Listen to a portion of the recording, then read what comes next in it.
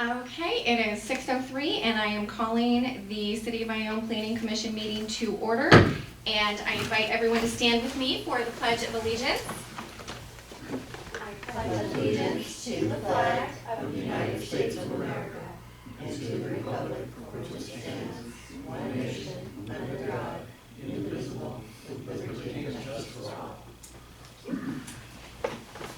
And we'll go ahead and take a roll call. And so, Commissioner, Janice, did you want to do one? Yeah, I'll do it.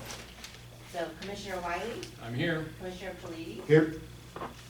Vice Chairman Gebhardt, Here. and Chairman Eichstadt. Here. I don't see Commissioner Morris on Zoom. He might be. I understood he was coming. We did as well. So at this point, there are 4 of us attending, and we'll have to watch for him, Janice, if he makes an arrival. Okay. And so what we would like to do is go ahead and I'm going to ask for a motion to accept the agenda. Motion. Okay. Okay. Do I have a first and a second, essentially? Yes, I'll second that. Okay. Do I have any no's? I assume no. Okay. We'll accept the agenda into record, and I see we do not have any presentations or announcements today, and I do see a couple people in our audience, so we will go ahead and allow for public comment at this time on any items on the agenda or not on the agenda.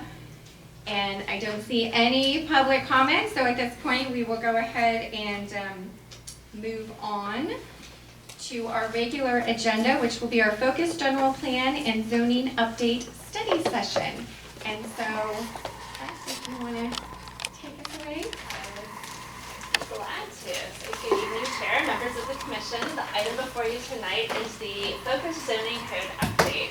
And so, as you recall, this is part of the SB2 funded Sorry, project. we're not going to be able to hear you in the back. Thank you. I know it's Take this our way.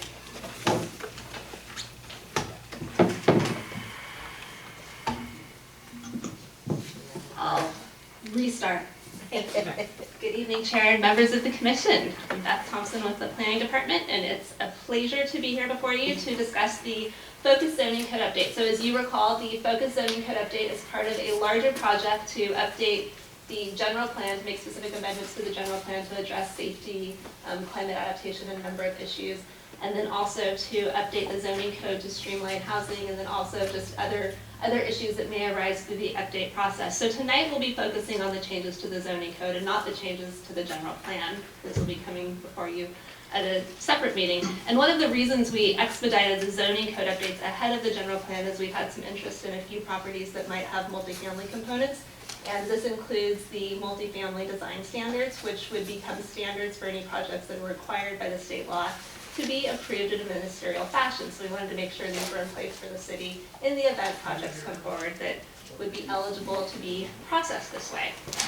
So I'll go through the zoning code update revisions and then just have a chance for public comment and any discussion from the commission. So we've gone through and revised the various articles. I'm sorry, Beth, do you mind bringing your microphone a little bit closer? They're just still a little not quite catching you there. Okay. Thank you. Thank you. So I'll just go through. So as you probably noticed, there was some reorganization done to the code, some streamlining of various things. And then we also made changes mainly to 4 of the articles. So Article 1, Administration, we reorganized and clarified the processing requirements for development applications. And we provided additional entitlement and permitting mechanisms. Specifically, we added a process to address minor variances at the staff level. So that would generally apply to lots that have a special circumstance that require a reduction of 20% or less to standards in order for those lots to develop consistent with allowed uses, densities, and intensities. So these projects would no longer have to go before a public hearing, but could be reviewed and approved by the staff, the planning staff. And then if the project was unusual or in any way needed planning commission review, staff can always elevate that to the planning commission review. And then we also took the site plan review process and split that into 2 different levels, an administrative site plan review component, which would be staff level again, and that would apply to smaller projects, but it would ensure that those projects are still reviewed for compliance with all of the requirements of the zoning code. and then a separate discretionary review that would continue to go to the Planning Commission. So you'll see in the various tables where the allowed uses are, where it used to say P for permitted, it now says SP for a lot of uses, which means that those would require a site plan review. And the site plan review section does identify the types of projects that would be reviewed under the administrative process versus projects that would be reviewed under the discretionary process, as well as projects that are exempt from site plan review. And then we added another lengthy review process for streamlined ministerial review. And this is another staff level review. This only applies to projects that are eligible for a streamlined review under state law. So there are certain projects that the city is required to process in an expedited fashion under very specific requirements. And so this process has been put in place, would be codified in the zoning code to make it clear how such projects are handled should one come to the city. Beth, a quick question. Does the fact that the word discretionary is not used with the ministerial process there for a reason, because it isn't? Right, yeah, that is ministerial, meaning non-discretionary, so that would be, yeah, that would be staff level and not, that can be forwarded to the commission for review, but the commission would only be reviewing the project for compliance with objective standards. So there can be no subjective requirements applied to a project that's eligible for the streamlined review process. I have a question on define a minor variance. So a minor variance would be a request typically for a 20% reduction in standards. So say if somebody wanted to decrease their setback from 5 feet to 4 feet, that would be a 20% reduction. Staff could review that. If they wanted to decrease it from 5 feet to 3 feet, then that would go to the Planning Commission. And they would still have to demonstrate that they're eligible for a variance that a special circumstance applies to their property, but it allows projects that request a smaller variance to just be reviewed administratively. And we do, in the article, it does list all of the different standards, heights, setbacks, et cetera, that the variance would apply to. Article 2, allowed uses, has been revised. A number of new uses are added to this article. So agricultural employee housing is addressed, and that is required to be allowed by right in zones that allow agricultural uses. And so one of the things we did was we did clarify that there's certain agricultural or animal keeping activities that are not agricultural, because just because somebody's keeping 3 bunnies on their property doesn't mean that they're an agricultural use that could have agricultural employee housing. So we wanted to clarify that there are specific agricultural uses allowed in the agricultural zone. Other than that, the uses allowed in the residential, commercial, industrial zones are not agricultural. We also addressed employee housing, which is housing for 6 or fewer persons. That has to be treated in the same manner as a residential use of property. So if somebody requests an employee housing unit in a single family zone, it's treated just like a single family unit. We also addressed provisions for duplexes. There were some recent changes to state law, SB 9 in particular, that now requires cities to allow duplexes in all single family zones. There are very specific standards for those duplexes that projects have to meet, so we've added in a subsequent section those standards as well. So we've addressed that. We've addressed low barrier navigation centers, which are a very specific type of emergency shelter that also have to be allowed by right in zones that allow mixed use and multifamily development. There are certain requirements for manufactured homes on a permanent foundation. State law limits the standards that you can apply to a manufactured home that's placed on a permanent foundation in the same manner as a single family home. So we've revised, and that has to be allowed in all zones that allow a single family unit. So we've revised that to be a permitted use in all zones that allow single family uses. We've also addressed small and large residential care homes. So residential care homes that provide care for 6 or fewer persons are similar to employee housing, treated in the same manner as a single family unit. So we've made that change. And then we also added a category for qualified affordable housing. The state has a lot of affordable housing types that change and are being added. And so we kind of added this as a catch-all. So any project that's required by state law to be processed in a certain way is qualified affordable housing, and it will just be allowed as required by the state. Otherwise, we're going to be coming back to you every 6 months with revisions to the zoning code, and we figured this would be a good way to just kind of capture that range of uses. We also revised the minimum lot sizes in the R1A and R1B zones, so the development standards table's been revised. We also added some headings to that table and added all of the standards for every single zoning category. In some cases, they've been kind of grouped together. We wanted to make sure it was clear which standards apply to which zoning code category. But because of the requirement that cities allow and counties allow duplexes in the single-family zone, we thought it was appropriate to increase the minimum lot sizes in some areas to make sure that you're not getting more units than the city intended. So just to keep that in mind. And then also in the R3, R2, R3, R4, CT, and C2 zones, we also established minimum lot sizes. In some cases, there was no minimum lot size required, and we just wanted to make sure that there's some minimum lot size that's being required of projects as projects come forward. So we took Article 4 previously with standards for specific uses, and we split that into two sections. So we created Article 4 standards for specific residential uses, and then we also created Article 5, which is standards for specific non-residential uses. So for the specific residential uses, we did update the accessory dwelling unit provisions to reflect the current requirements of state law. And you've seen those a couple of times in recent years. They seem to have changed sometimes a couple of times a year. So we have now the provisions that are consistent with state law. We added objective multifamily standards. We added standards for various specific housing types required by state law, and these include the agricultural employee housing that I discussed previously, low barrier navigation centers, employee housing.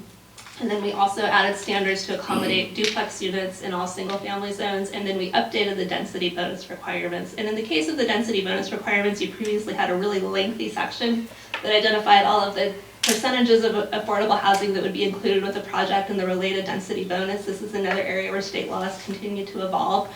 So rather than repeating what is a very lengthy component of state law, we just pointed this section to state law. So when somebody comes forward for a density bonus, you just go look in the state law and you see what the current requirement is, and that would be the density bonus the city would consider. The objective multifamily standards are a very important part of this update. So these ensure that when the city is looking at multifamily projects, those projects are designed in a manner that's consistent with the character desired of development in Ione.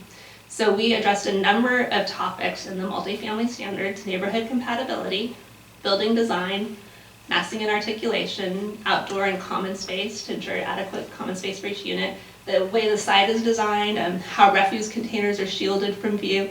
And then we also included two things that aren't typical of all multifamily standards. We included a natural resources standard, so that projects that have environmental resources on the site do have to do a study to identify those resources. They have to avoid those resources. And this gives the city, in some cases, if you don't have a standard like this in place, you can have development come in that's not in keeping with what the city wants, that could remove large components of natural open areas on the site. So this gives the city more oversight, and then also requirements to address cultural resources. If a project is eligible, if a project comes forward that's eligible to comply with the multifamily standards, but they want to receive an allowance or a change in the standards, they then have to come forward for a discretionary process. So if they want to get around any of these standards or change them, then that project would go to the Planning Commission for review. And so we can make these as detailed as you see fit, as long as they are objective, as long as they can be fairly applied to all projects. Oh, is anything about wastewater in here for multi-family dwellings and? So no, we didn't include anything about wastewater. We could. Typically, when the planning department receives an application for review, we also send that to the city engineer, and they review that project to ensure that it can be served. We could include a standard that shows that they demonstrate there's adequate capacity for wastewater treatment and adequate capacity for water service, and that they have a will serve letter, or that they've identified the proper approach to ensuring that they can be served.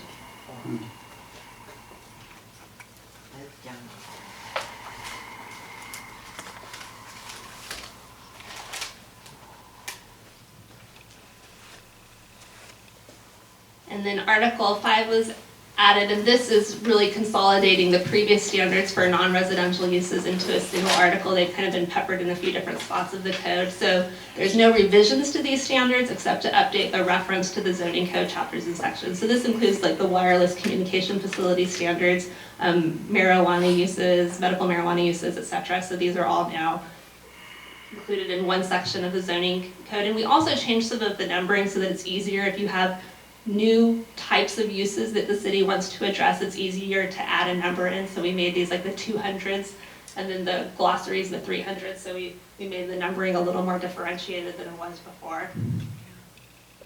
And then in Article 6, the glossary, we defined all of the new terms, the allowed uses that are addressed by the revisions to the zoning code, and then where there's certain requirements of state law for how uses are defined. We did review all of those uses and make any revisions appropriate to meet the requirements of state law. We also saw a few figures that had, they were shown multiple times and some were not as nice as the others, so we deleted some. Once we have your feedback and you see the next version of the zoning code, we will create some new figures. So there's a lot of blurry figures in the zoning code that are hard to read, especially if someone's photocopying them. So we'll make some nicer, cleaner versions of the figures as well.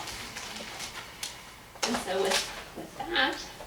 Beth, I got a little lost. The last thing you started talking about, I thought you said number 6, but I don't have a number 6. I don't either. It's actually item number 5 on page 4, but it's Article 6, so it's the. Oh, I see that. Yeah. Okay, thank you. I think some of the slides are a little, it's not an exact matchup, but yeah, I'm kind of toggling, yeah, back and forth. I'm not clear on this, this sewer, and the other part of it is power, okay? So let me give you a scenario. The developer comes in, he buys some property, he's gonna put 4 fourplexes in, okay? Now, where does this plan for him for us to make sure that this person does everything in the beginning, okay? Not just the fact of going, drawing plans and going to the engineering and everything else. Where's this? You don't understand. So what's the everything in the beginning that you were referring to? Are you asking how we make sure that they have adequate services, or how are we making sure that they're paying certain fees? Like what?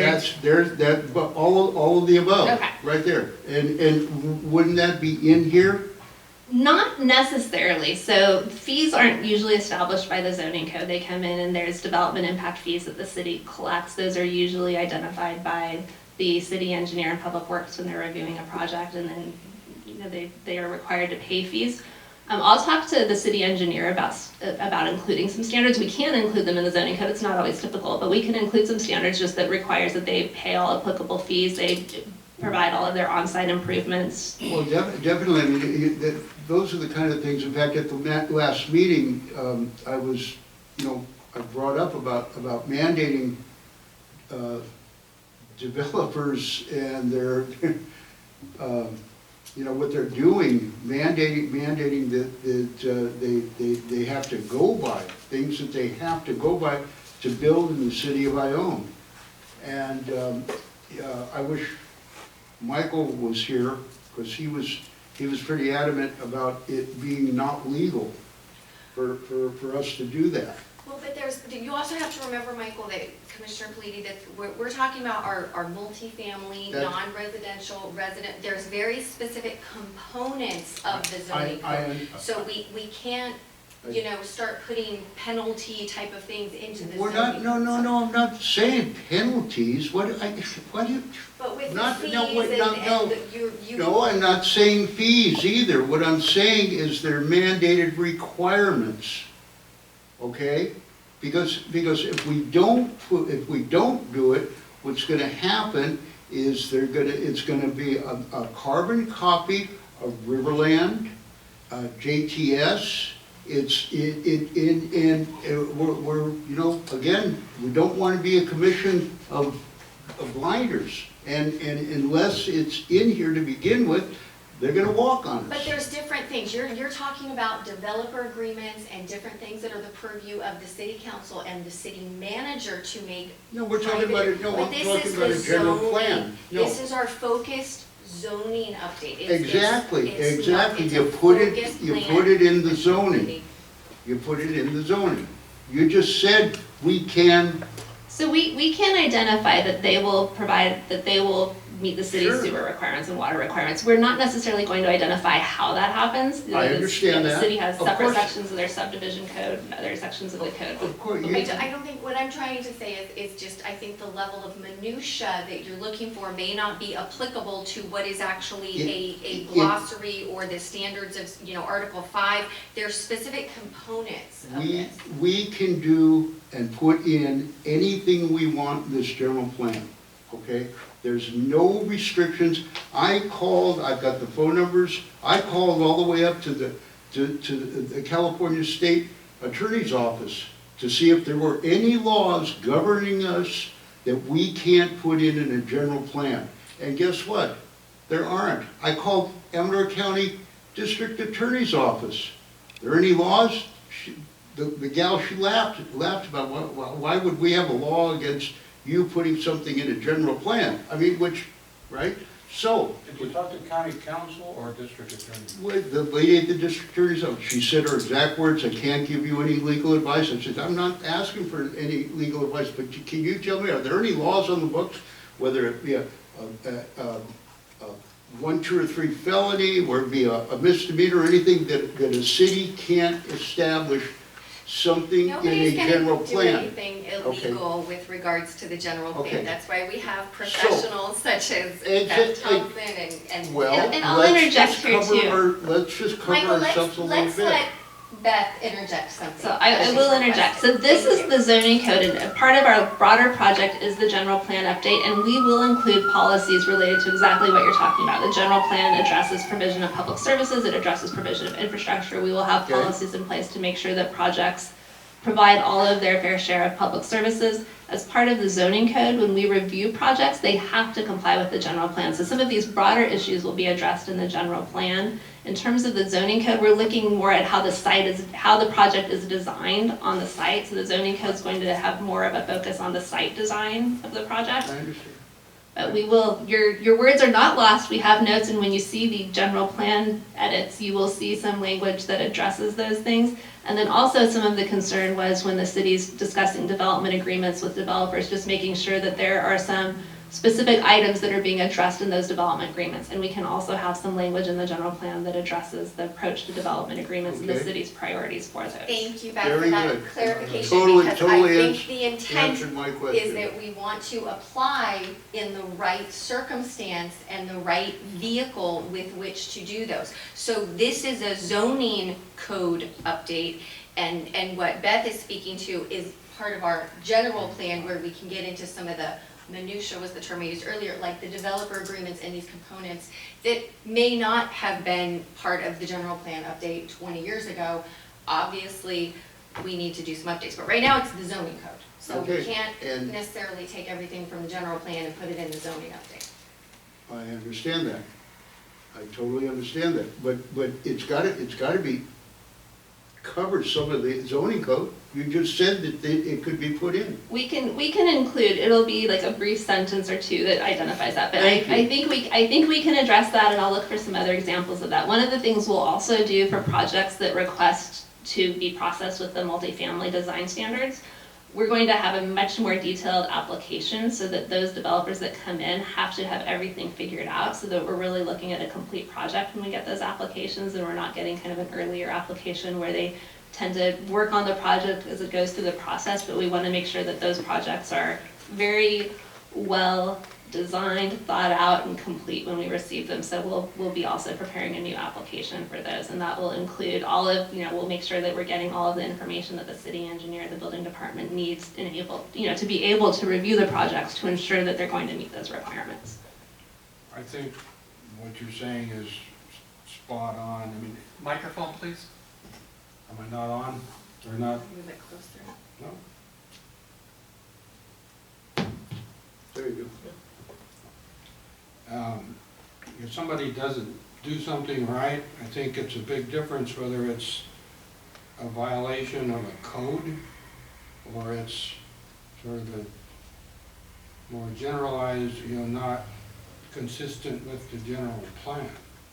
If they're in violation of a code, it's much, correct me if I'm wrong, it's easier to enforce and do something about it. Definitely. So if we have something in the codes that refer to the general plan like you're saying, I think that's really what we need. But it has to have some teeth somewhere. Definitely. Can't have a speed limit without a speed limit sign.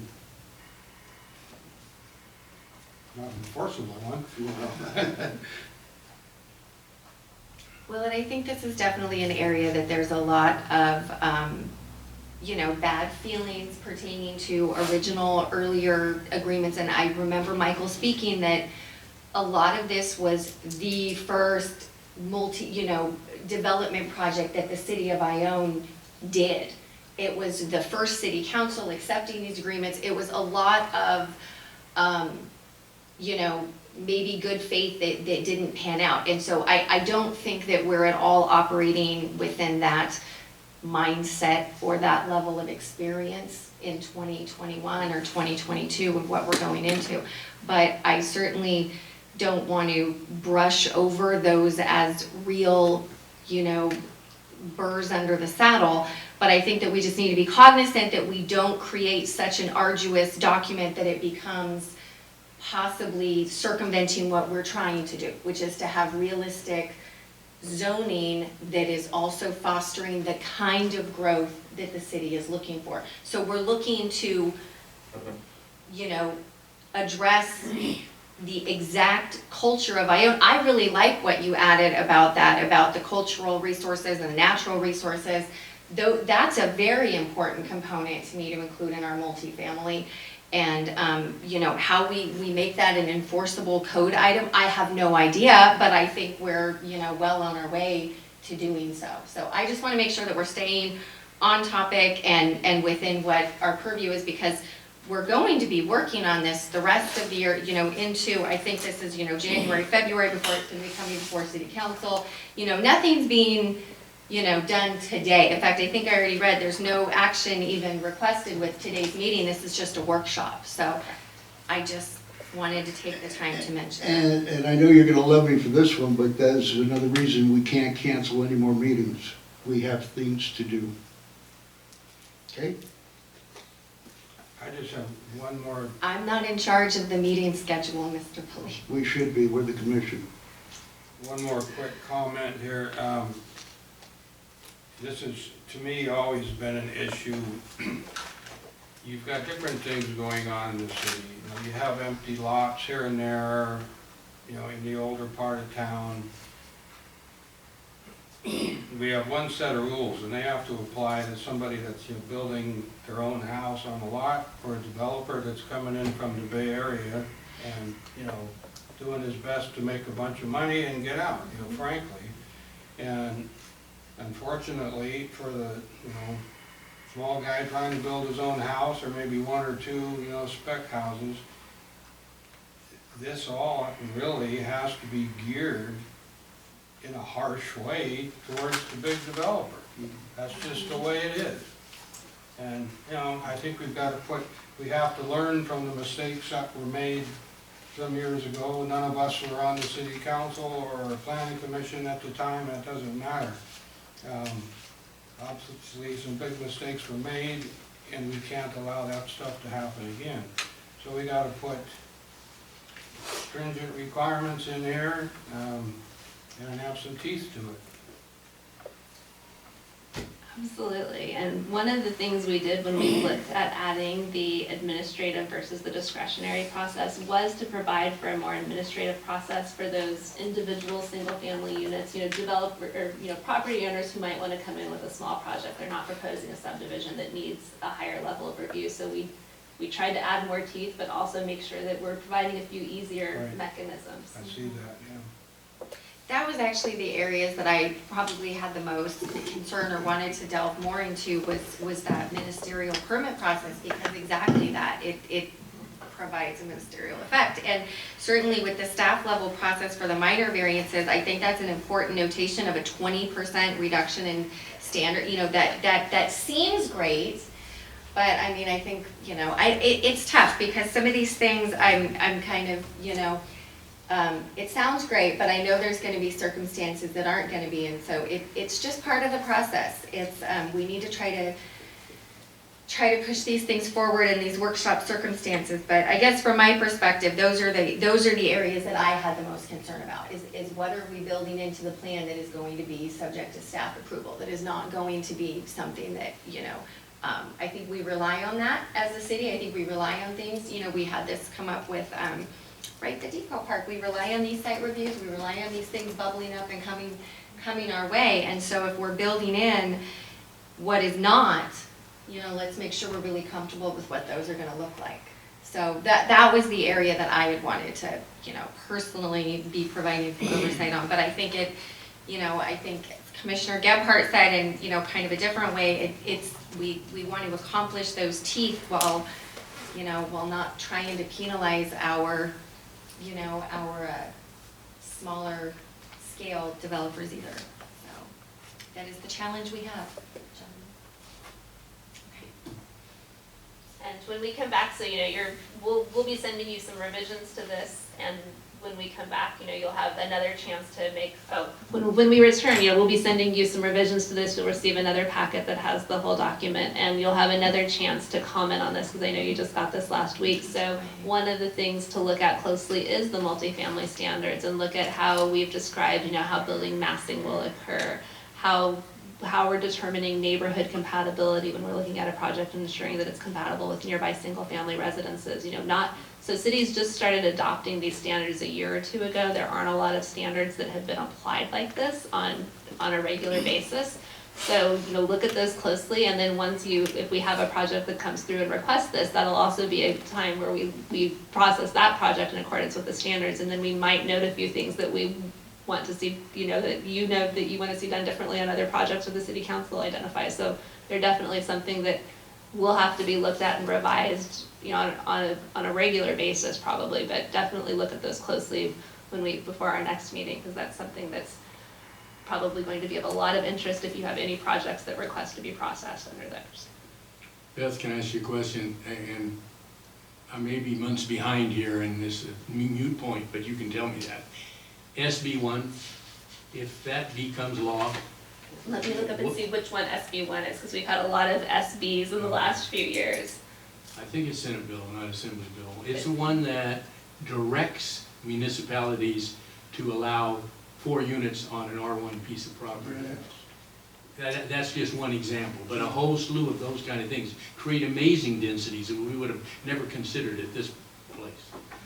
Right, and so. What do you know about that? So, April and I had talked about that a while ago. So that would be one thing we would look at, how that fits into the zoning code. And that was one of the things we did with the duplex properties, is we changed the minimum lot size to address that. And so we would just have to see, currently with the duplex requirement, you know, you can have accessory dwelling units, you can have duplex units, and so SB9 was something that a lot of people were concerned with for similar reasons. So maybe that's what I'm talking about. it might be, because it's called a duplex, but I think a lot of people read it as being, with the recent accessory dwelling unit requirements, actually accommodating more than.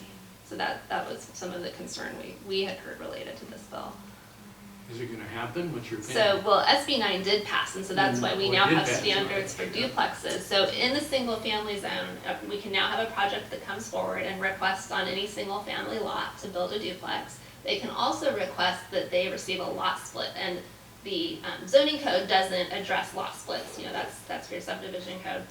But the law is very specific. So if somebody comes in and they want to build a duplex and they want to split the lot, the lot sizes have to be substantially comparable. So they can't take a 1 acre lot and have a 1,200 square foot lot, and then the remaining lot is really large. It would have to be, the lot created would have to be at least 40% of the original lot size. So you would have no less than a 40% minimum of the new lot size. So that kind of creates a lot of projects or sites in the city probably wouldn't be eligible for a lot split. A lot of them probably could, though, turn a single family unit into a duplex. There are also restrictions if the unit has been rented in the last 3 years. It's harder to do this. That's exactly my point about us putting in this general plan restrictions for wastewater when, to make sure that if somebody does that the wastewater is compatible to this duplex. Do you understand what I'm saying? And unless it's mandated, this SB 9, okay, he could just come in, he does a split, okay, I had a property in San Jose, we did the same thing with the mother-in-law's quarters in the back. We split the sewer, paid a few bucks extra fee, and but the street didn't do anything to the street, didn't do anything to, you know, 4 blocks away. But see, we have the opportunity to put that in our general plan, so we're not burdened with that. So, and we will do that to the extent possible for projects such as the duplex, the requirement to address duplexes. There are very limited requirements the cities can place on that type of project. So we do have a finding if there are health and safety issues, such as not being able to have adequate sewer service or not being able to have adequate access, that it could be denied by the building official on those grounds. But that's Where we what can, I'm, we will include that. that's what I'm saying, that, and like Mark said, it's gotta have teeth, gotta have something in there, because otherwise, you know, they're gonna just do it.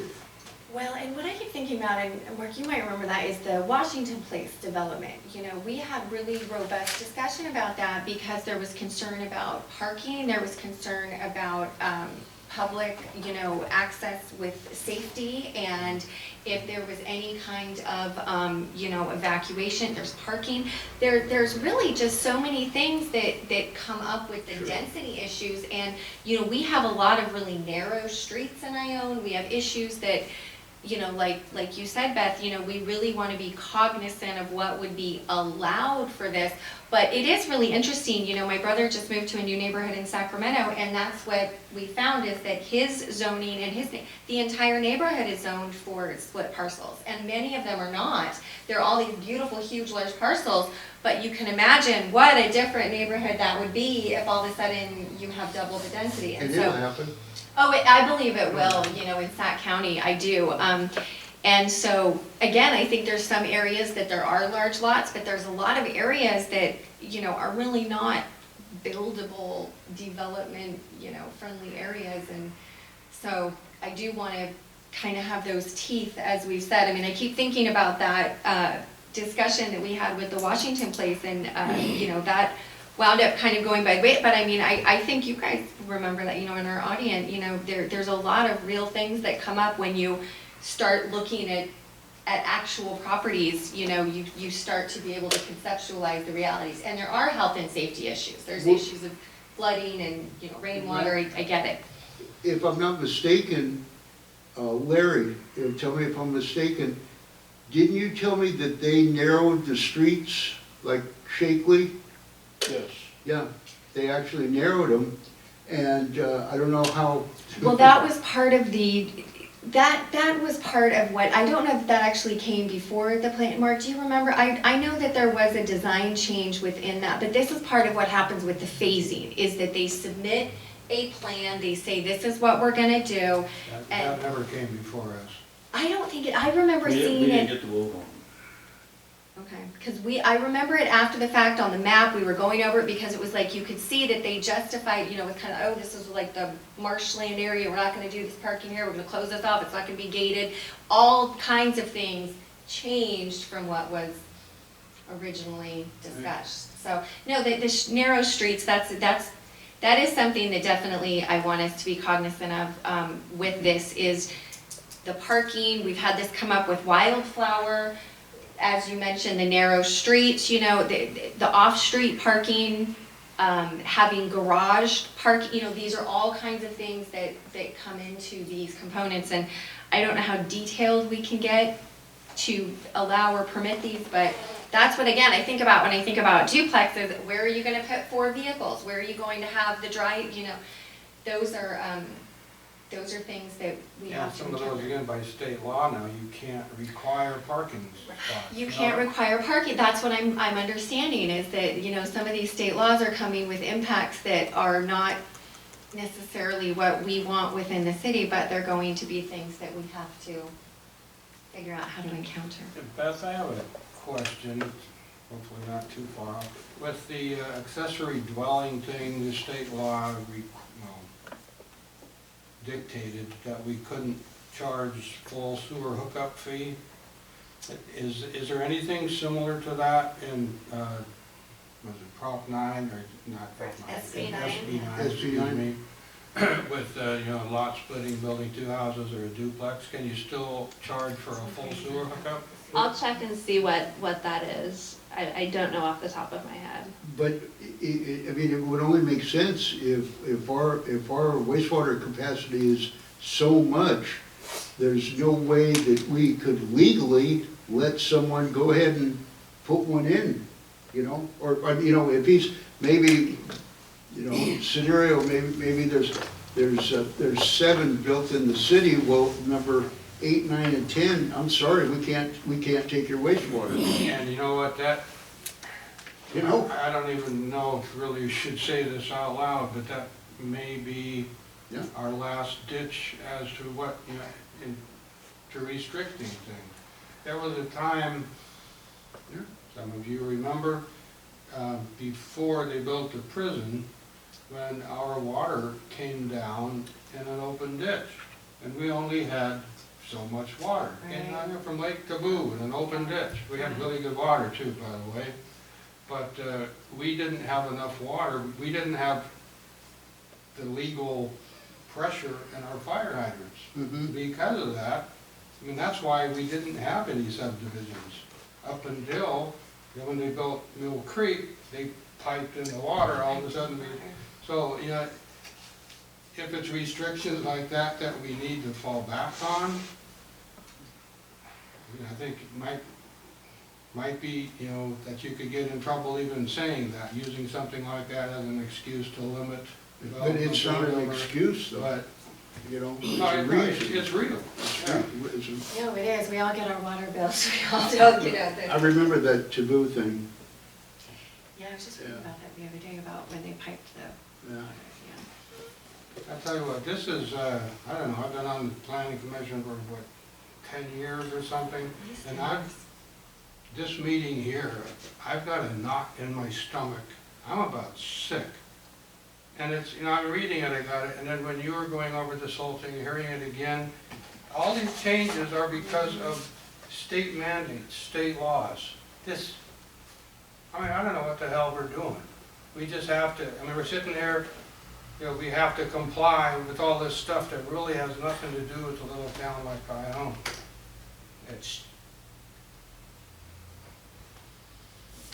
It burns me up. It's definitely a one-size-fits-all solution that doesn't take into account how unique, you know, each city's needs are. There's not a damn thing we can do. Now, any lot in town, you can build a duplex, you can build another house. But everything we've tried to do for years and years is out the window. You know, the That's attention, why care, it's what- culture.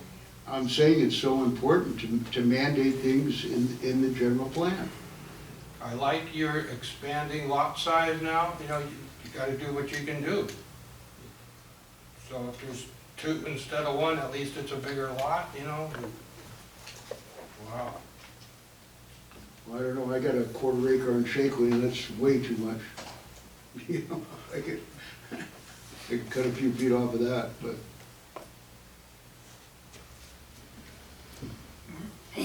So, So I'm sorry I brought it up. no, No, no, I think this is constructive, I really do. I mean, Oh, it you know, is.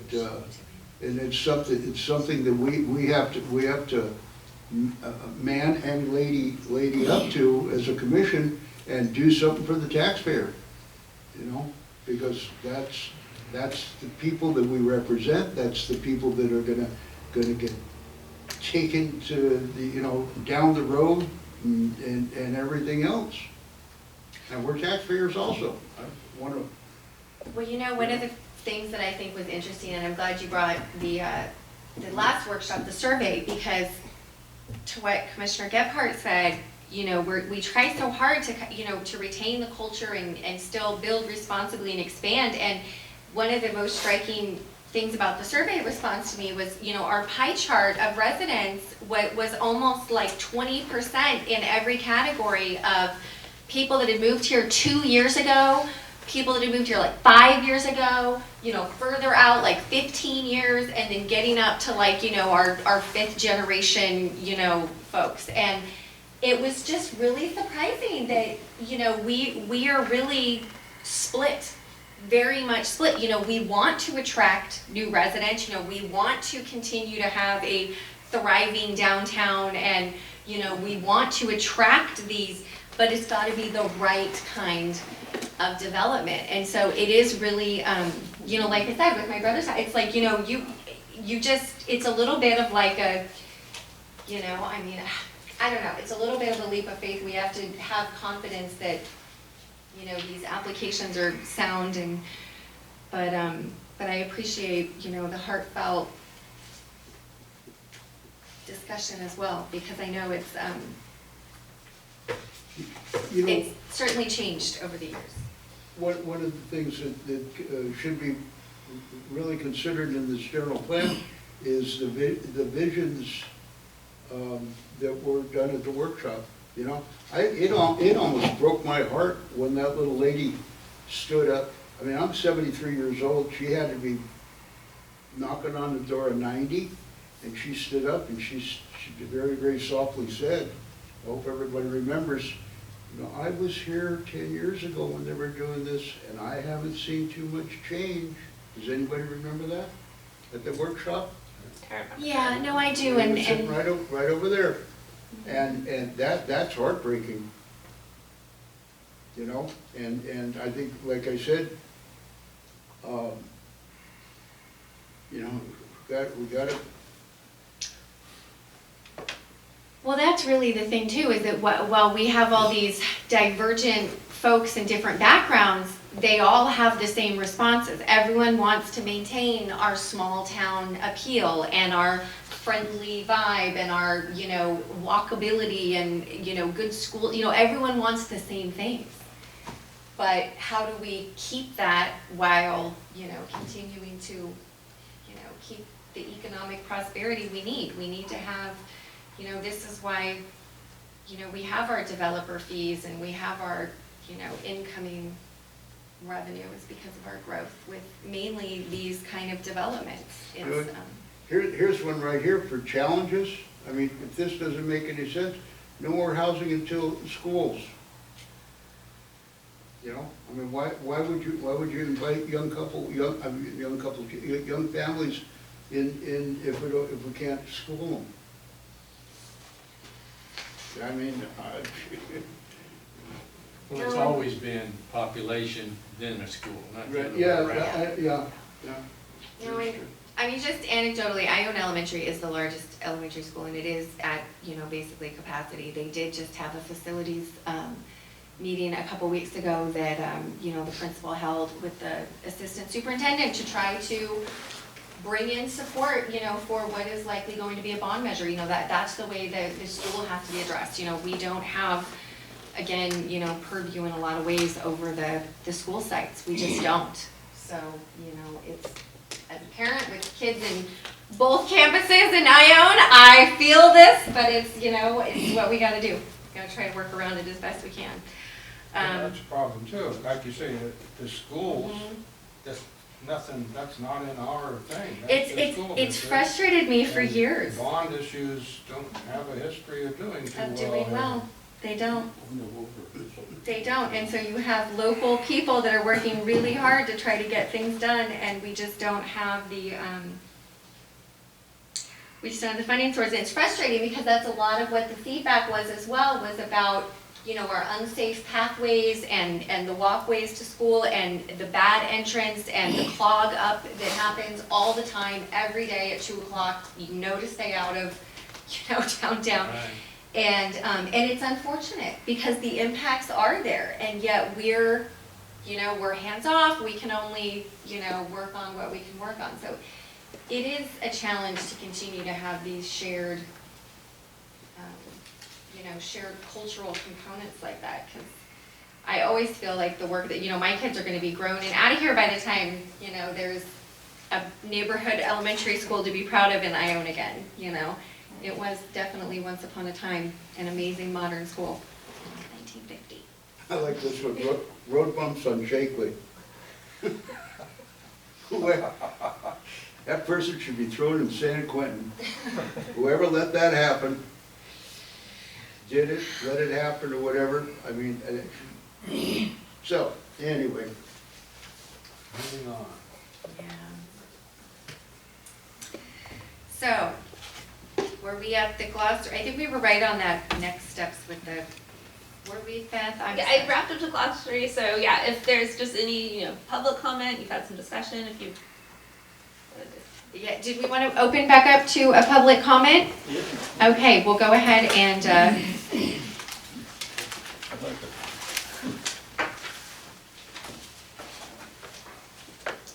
First, I'd like to say something about the old planning commissions.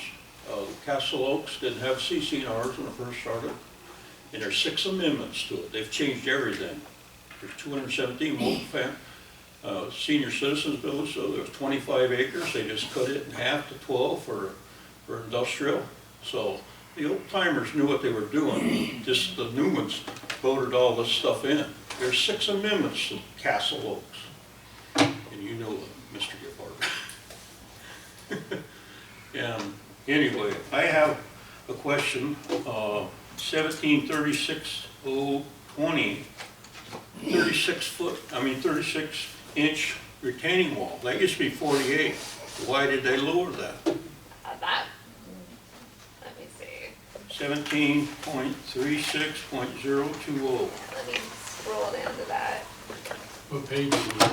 It's 19 on draft, primary draft, zoning 17, I don't know. So 19? 1736-020. It used to be 48 inches. That, so yeah, this is the fences and walls.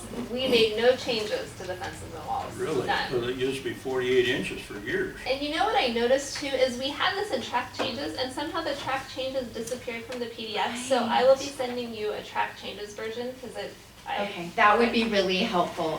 Yeah. You're right, we had talked about this No, before. yeah, no changes, this must have changed at some other point in time. It does say that ordinance, there was an ordinance in 2009, actually 2 separate ordinances in 2009, so that Oh, could have been it. Oh, I'd have to look at back there. I do have a copy of it. Another thing is this architectural design. This thing drives me nuts. Why do you need architectural design? Downtown, you've got everything from 1860 to 1952. Now, what the heck architectural design? Now, why should a planner have the go-ahead to cover all that? He's got total power to do it. And then somebody's got to pay for a variance and change it. So the architectural design is an existing, that's actually, there's no changes to that as well. That was when the downtown master plan was developed, or the downtown Pacific plan. Yeah, we fought for that. They wouldn't make it all look Victorian, but. Right, so yeah, it has like the 6 different architectural I styles. think that is absolutely, should be thrown clean out of there. What do we need architectural design on anything for? You own a piece of property, and if I want to put a log house there next to a modern house, that's my privilege. I own the property, I'm paying taxes.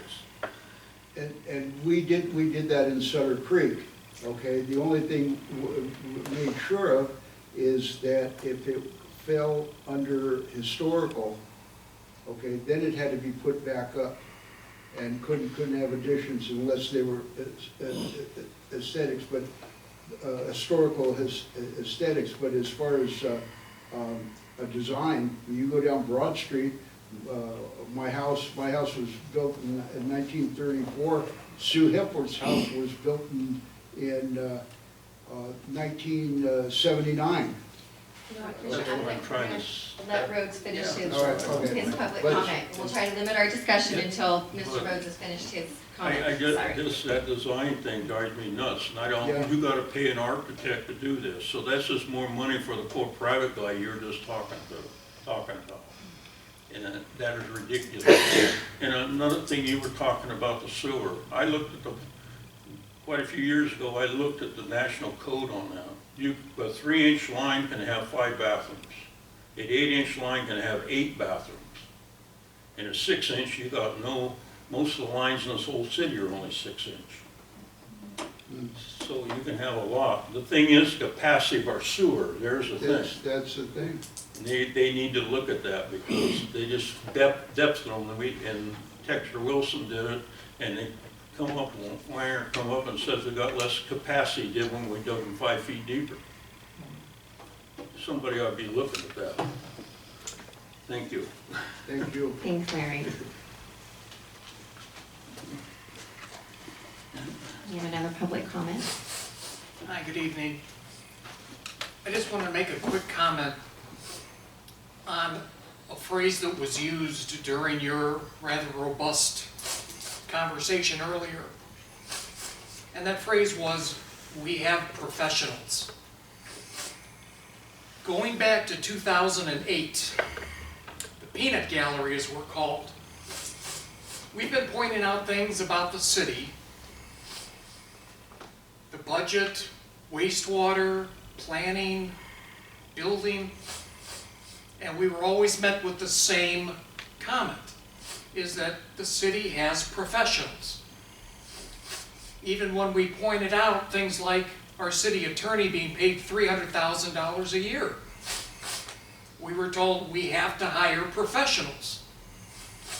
We could never even hire someone locally, because heaven knows, no one in Amador County is professional. We always have to go outside the county, and in city managers, we go nationwide because we hire professionals. But then every few years, when we get a new finance manager, a new city manager, the facts always seem to come out, as they just recently did, that these professionals that we've hired have allowed money to be spent illegally, borrowed illegally, development agreements changed mysteriously, restrictions on zoning suddenly get changed and nobody can remember on the planning commissions when it ever got changed, but there it is in black and white. Things are redlined and we can't remember when that was done. So I just wanted to say that we've seen recently, in just the last year, elected officials and appointed officials whose first concern seems to be the taxpayer. And I'm very happy for that. When they say we're doing this for the taxpayer, we need more of that. And we need more of what President Reagan said one time, trust but verify. It may be in the general plan, but why not put it everywhere? And like Mark said, put some teeth in it. Let's make sure that projects like Shakely Lane don't get narrowed down and nobody can figure out when and where that happened. Or how lot sizes got diminished, or retaining walls. Anyway, I just want to say that it's heartening to see the Planning Commission finally saying, let's put some things in writing. Let's not trust the developers too much. We like the fees that come in, but the taxpayers are stuck with the aftermath. So let's be very careful in how we tread. Thank you for the time. Thank you. Thank you for your comment, Mr. Nevin. And I did just want to respond. I believe I had used the term professionals, and my reference was to our planning firm, which was, we had an additional RFP process just recently done. We've sent this out. We've done some due diligence to verify that we need to have an organization implement this kind of work at the city level so that we are compliant and not subject to a fee structure that nobody wants the city to absorb. And that was only the scope within what I was referring to for professionals. I actually second a lot of your comment. I remember a lot of those issues. I know the trust but verify, that is what we abide by in my professional world as well. And I think it's a very prudent comment to make. So thank you for the reminder on keeping us on our appropriate vernacular from up here. I should be more responsible with the words I'm choosing. So thank you for that, Mr. Nevitt. Okay, so if there's no further public comment, we'll go ahead and close the public comment session, and we will bring back to the Planning Commission for further discussion with staff. Thank you. Okay. So we should probably maybe we talk more about that architectural design review permit as it gets into the ministerial process and into the process of what staff is approving, because I do feel like that is some of what we're kind of pulling back and forth on today is how much is going to just be garnered approvals and kind of rubber stamped versus how much we do want to come up and create these. So it's just kind of ironic because, you know, there's a comment that we don't want to do the design review permit, but maybe we want to consider those implications. So I just wanted to make sure that we take that into account with those other components of the staff approval. So thank you. Just to clarify, we don't have any design review requirements for residential housing, do we? You do for the downtown, so there's We the do, okay. architectural design review, but that's And it would that's affect the existing. residential units? It downtown? would affect the residential, Okay. yeah, all development in the downtown gets reviewed Okay, so against. that's the only place? Yeah. Mostly that's for signs and, Signs, Yeah. buildings, yeah, I can make sure, I'll send out a copy of the downtown plan so that you all have it, because I remember it. it now that you said just as a reminder though, so you have it kind of freshly available.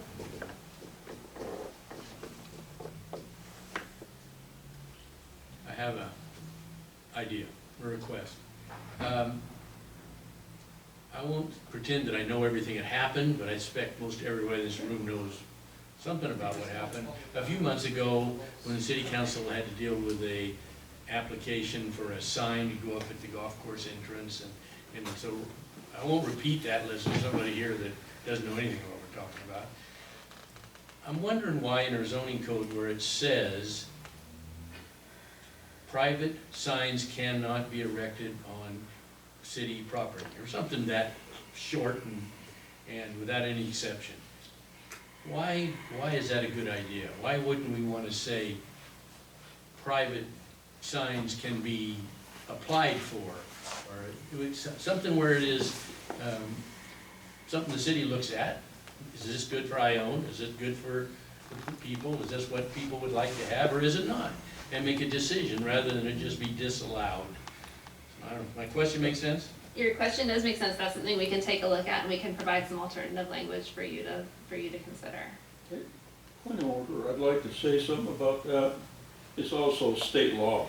Look under 555666, I think it is. That's why the state don't let you put private, do that. You can't put it on the state property or private property because you can't do private advertising on it. It's just like putting up a realtor sign. Okay, I will look at it. We'll take a look at that as well. Okay, good, thank you. Guys, I want to share something quickly that maybe everybody knows this, but I've been building houses and doing land development since before Amber was born. And starting off in the early 1960s. And one thing that stayed about the same all these years is a developer comes in, he sees a piece of property, he buys it subject to getting approval, he submits a tentative map which comes to the Planning Commission. We change things, make recommendations, and he can make a decision. They can appeal to the city council, go to the city council, they look at that. But he has nothing until he has a final map. And to get a final map, you have to get everybody involved to agree. You gotta have a will serve letter from whoever's providing electricity, natural gas, sewer, water, all of those things, and those people have to sign off on that final map. And the things that aren't done yet, like installing all the sewer lines, have to be bonded. You either do them and Correct. then record Yeah. your final map, or you put up a Construction bond, an bonds, amount of money, Right. so the city could do the job if you bailed on Yep.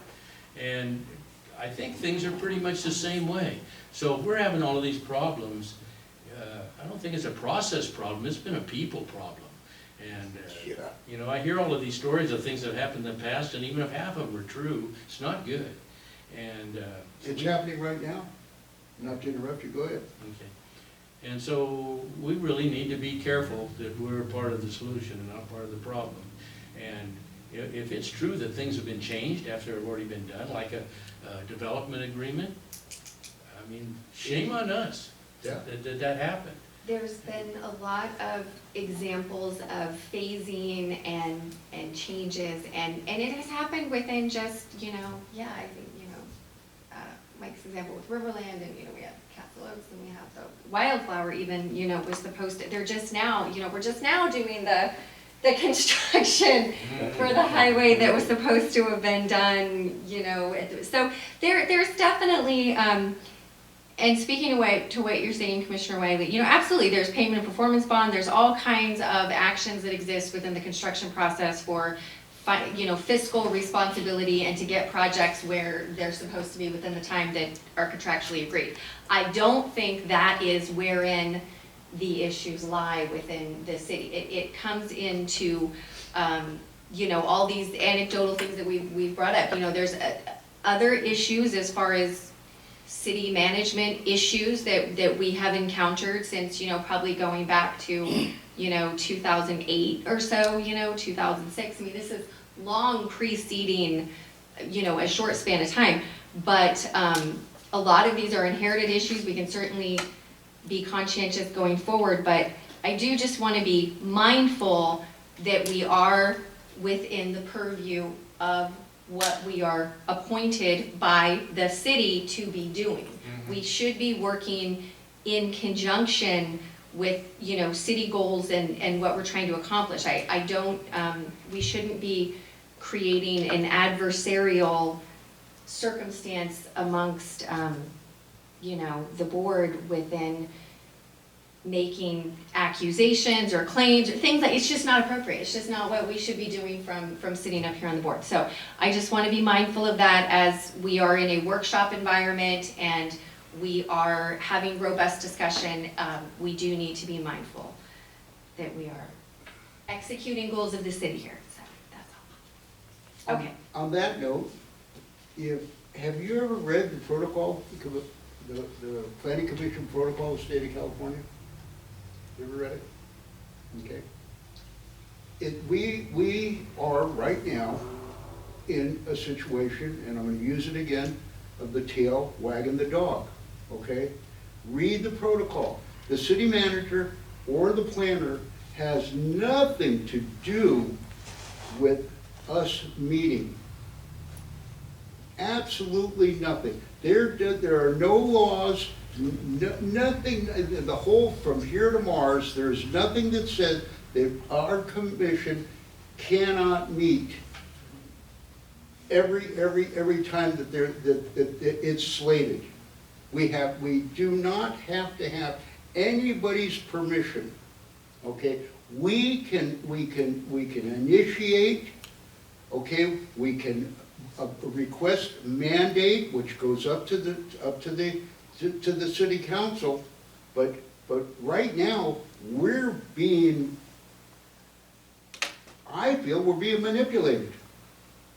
That's what I feel, because you know I remember before I was on the planning commission, and the trouble I was going through getting my 2-foot variance. That ended up costing me an extra $3,800 and 10 months of stomach aches and everything else. Okay, I remember bringing something up and Mark saying, "We're not the police," okay, and it was about a situation about Riverland. We're not the police. We can't go after them. Over the warranties or whatever. And actually, it was because of the golf cart path, right? We don't have to be the police. We have to be planners. And if something wasn't planned properly prior, it's our obligation to the taxpayer to make them right now. It's plain and simple, it's black and white, and if we can't do it, okay, then we don't deserve, if you don't have that passion, you did not deserve to sit here and be on this commission. Plain as day. There, I said it, and you got that on tape, Jim? Thank you. 3 Okay, times. Commissioner Politi, can we move back to the agenda at this time? Because we should have some discussion at this point of, I believe we're on the next steps in our focus general plan and zoning code updates and reviewing these items.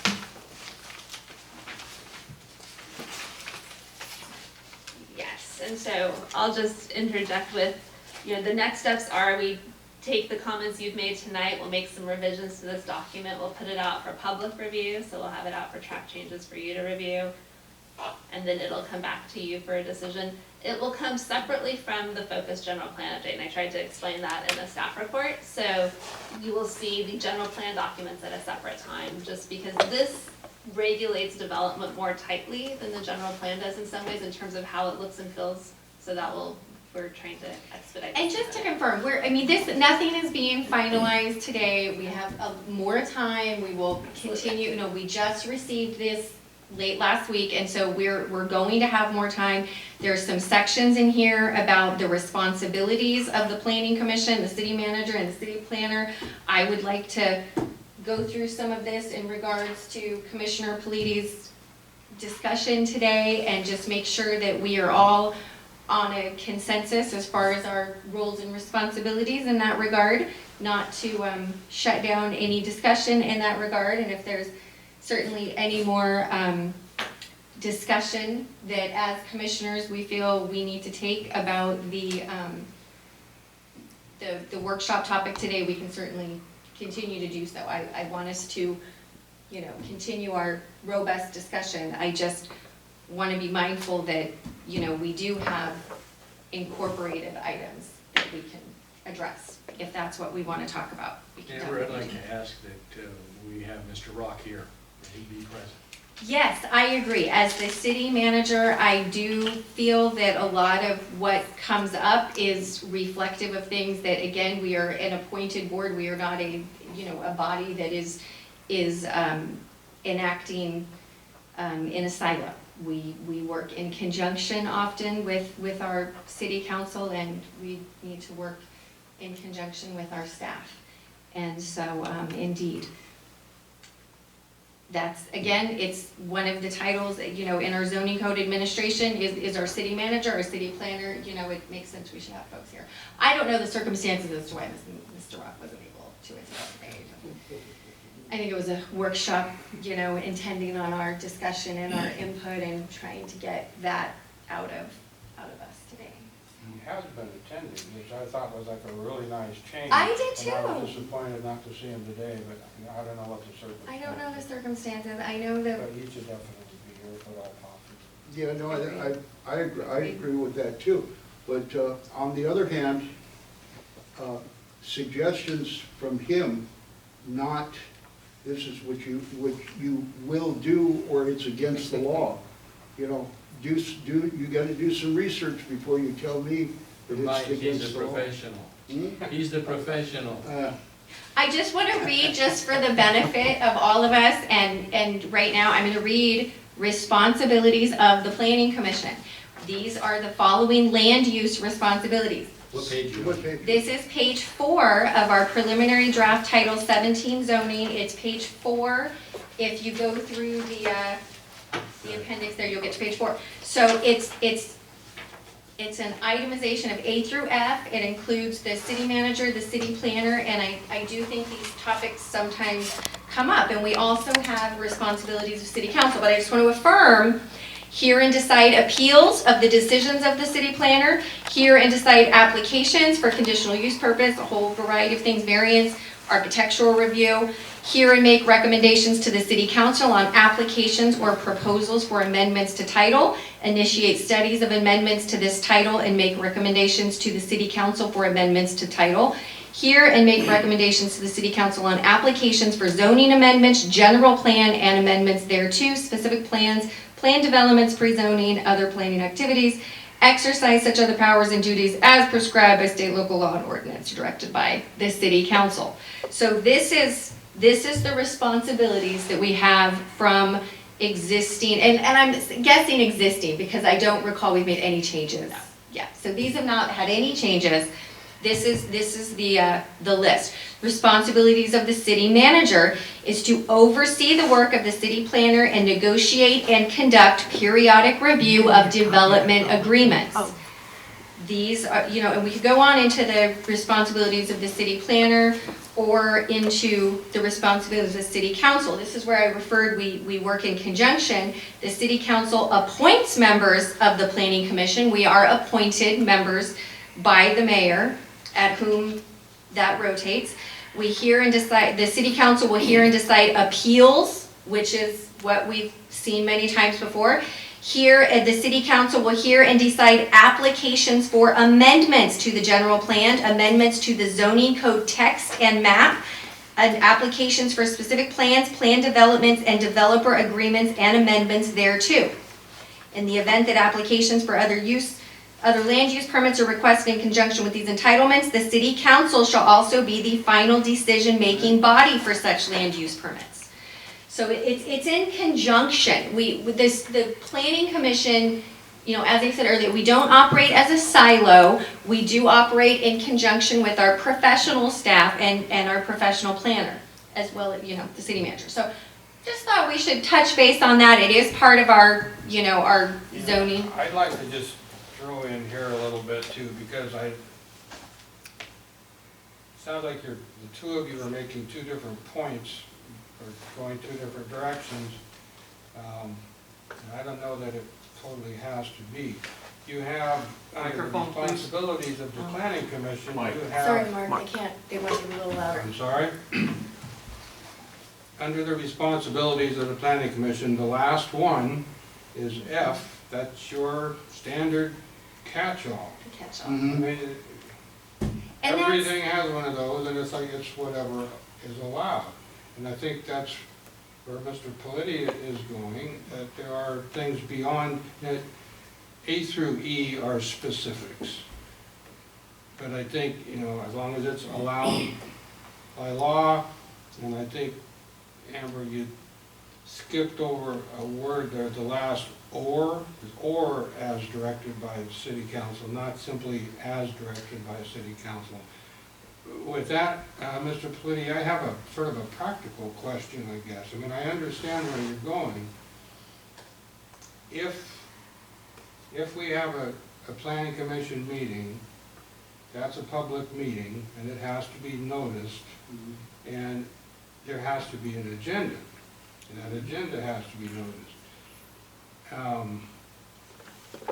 The way it's been, and I'm not saying the way it's been is the way it should continue, but just, historically, we have things that come up, something that we know about, they're sort of continuing, and for somebody, there's something new, there's a variance, or somebody's trying to do something, and it shows that, one of our codes is out of date, or some, whatever. Mhm. And that gets addressed and reports made by, city staff.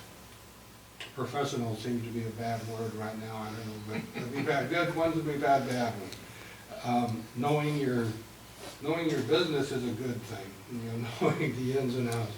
But I'm just wondering practically how we could, without some direction or some specific topics that are being given to us by whoever, how can we just have a meeting on our own? Well, I'm asking. it's not the idea of meeting on our own, which again wouldn't be a bad idea. We could discuss about, like, we could take this page, and as a planning commission, how are we going to satisfy all our taxpayers We could do that amongst ourselves, you know? It You know, it we just could has do to it, be. we could do it at my house over a glass of wine, you know? So I will interject here, That so we your can't discussion do. items do have to be agendized, and if you want to discuss a specific item that's not on the agenda, then you need to identify it to be on a future agenda. Okay, but what we need to do is we need to, and I'm gonna use the word, demand an agenda, okay?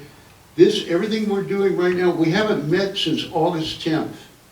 And this, look at what we have to go through. Look at the discussions we're having. Look at all the ideas that are flowing, okay? No matter what you feel about the idea, there's ideas flowing.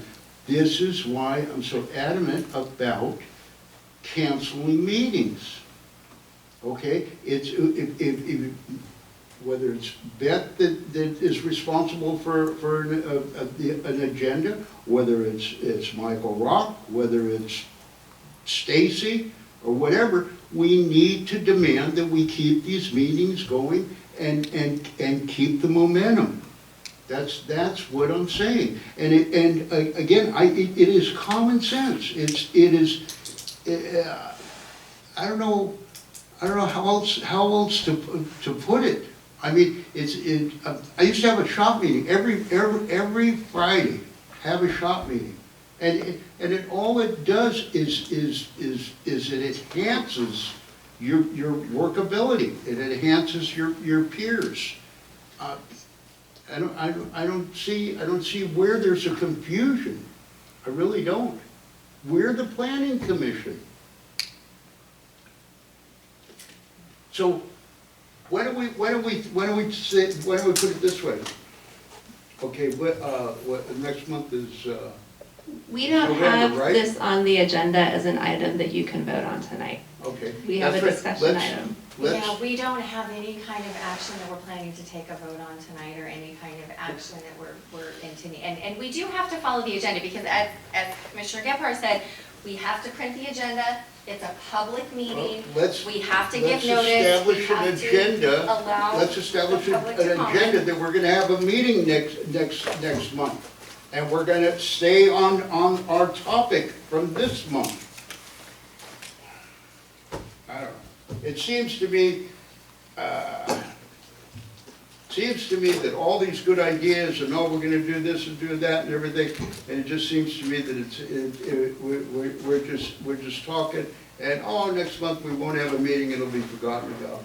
That's what it seems to me. One of the problems is, and I'm gonna say it again, you guys are gonna love me for this, I spent 48 years self-employed, all right?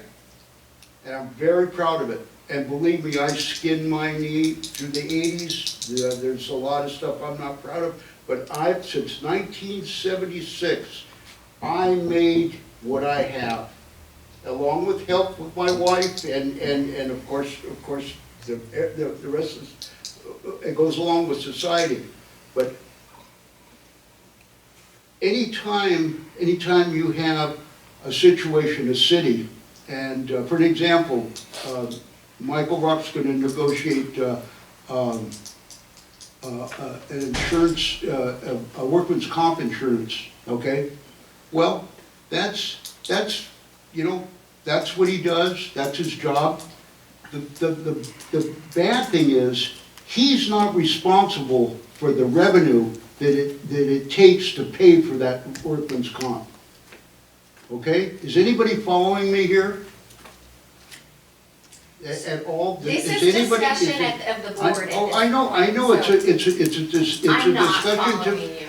What I'm trying to make a point that, again, if you don't have a passion for a meeting all the time, if it's just gonna be, well, we'll see, see what happens Commissioner next Plady, month. I understand, and I'm hearing your entrepreneurship is strong, and I appreciate what you're saying. I just do not think that we are able to satisfy what you are looking for at this point in time with the people present at this time of the meeting with what we have on the agenda for today. I cannot give a directive that we will set a standing meeting every 12, I cannot do that. That has never been what has occurred. We are working within, So who sets, when you say it's I? set through the When you city said- it's set through staff, and it is set through the city. And I don't set the agenda. Okay, I am not in charge of that. okay, that's fine. So what we need to do is we need to get that set. What is set is by the actions and the activities of the city. So as stated, if we have ordinances that need to, if we have reviews, if we have things that are. You've got a general plan to take care of. I know, and do you see our timeline? Do you know that we're working on? I mean, I'm not understanding what it is that you're trying to get an What answer did, Mark, about you right now. started this off. I'm not Well, clear. You started this off, Here's Mark. my take. You started this off. I completely agree with you in so many ways. And here comes the but. Private business and government, what you said about, we can get together and talk about it at your house over a glass of wine, we can do that in private business. No, I know, I was just. Of course, you can have a meeting, at the end of every week, whatever, with your workers and air out the grievances and all that. We have to have an agenda. We have to have agenda items that have to be posted several days before. It's just, and just the way governments work, not very well usually. There's never really any particular person who's bears the financial responsibility. You know what I'm saying? That's just not the way government is. Private business, yes. You make a mistake, it comes out of your pocket. I've been there. But it's different. Now, as far as having a meeting every week, No, not Every month. I every think it's the every- standing I monthly didn't mean meeting every week. that Commissioner I Pledy's take that looking back. for. Yeah. I just think it'd sort of be an exercise in futility. Whenever we have something something comes up, it needs to be taken care of. I get frustrated sometimes because things get put off. They don't happen. And I was expecting at this meeting for us to make a decision on the bathroom at the train park. That, from what I and I asked why I wasn't there. Apparently it's, the city engineer was asked to do sort of a price differential for here and there, and he doesn't have that done. Well, if it's not done, that's what we have to look at to make that decision. Yeah, it's frustrating, but that's kind of the way it is. There have been things in the past that I have brought up, some code things that, and you find problems with the various codes as time goes by when somebody's trying to do something and it prevents them from doing it. It happened to you, and it doesn't make sense. So then you try and straighten out the code. And that may sound like the tail wagging the dog, but just because it's a government entity, I think there's just we can only be so proactive.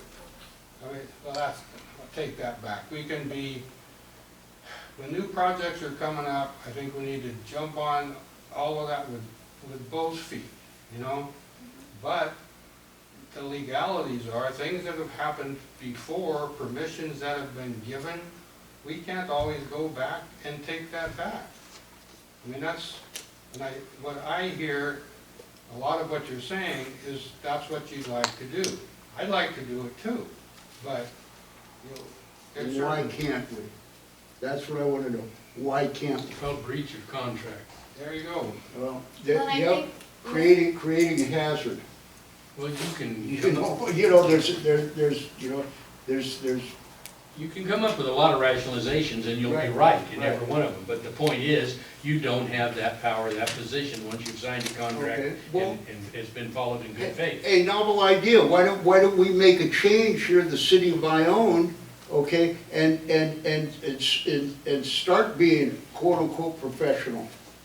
Why don't we do that? Look at the things that we brought out today. Why don't we do that? You know, I don't know. You know, this isn't the federal government. This town is not big enough. Look at the audience. Look how much it's not big enough to play the federal government angle. I just want to interject, Commissioner Politi, because Mark. Will you stop calling me? My name's Michael, and everybody.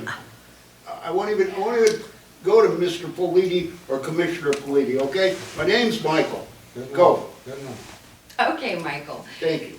So, what I wanted to do was affirm the example that Mark gave, which is that you were once upon a time a homeowner that was requesting a variance because you ran into this issue.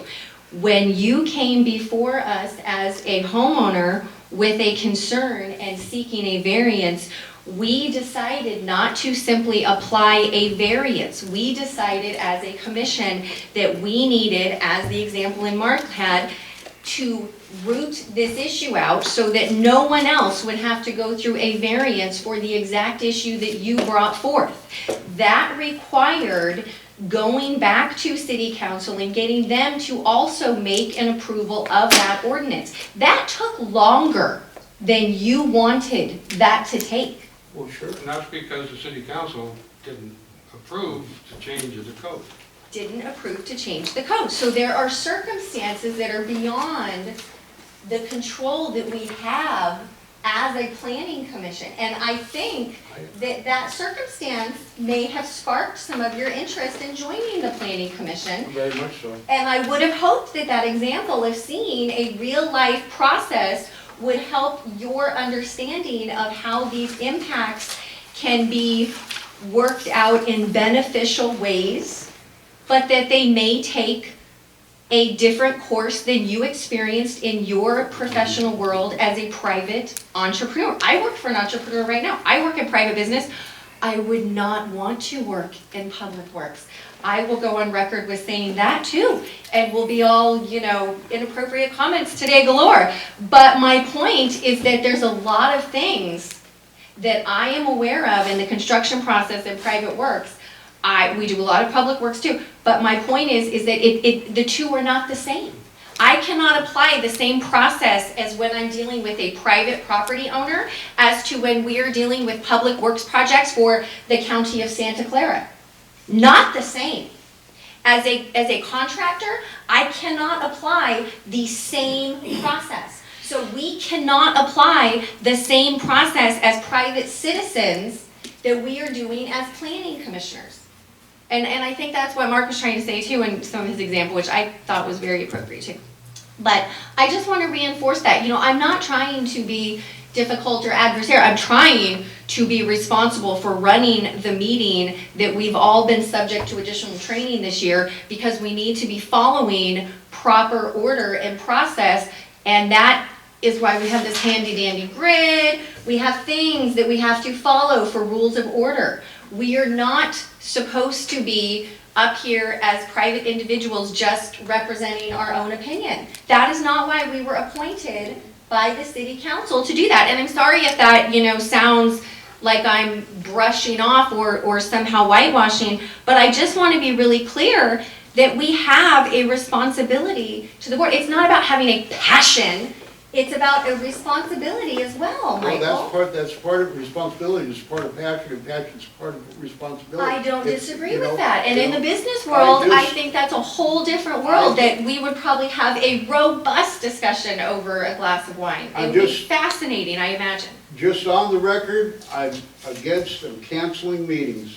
Whoever has the powers to be, you're not doing your job. Plain and simple. All right? Move on to H.